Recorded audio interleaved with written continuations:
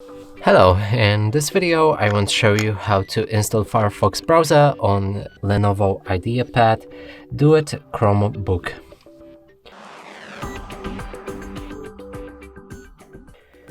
And to do this we'll need to open a Google Play Store. Here try to find Firefox.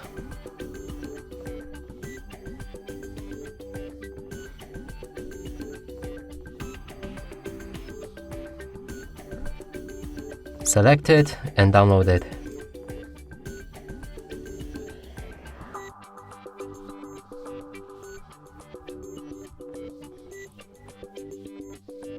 After installation process is complete, you should be able to launch it.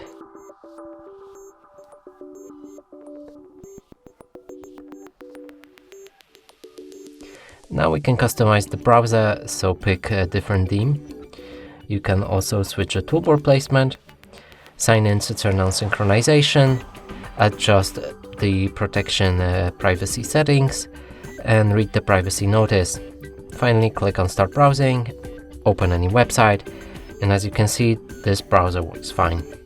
And that's it for this video. Hope you like it. Please consider subscribing to our channel, leave a like and a comment below.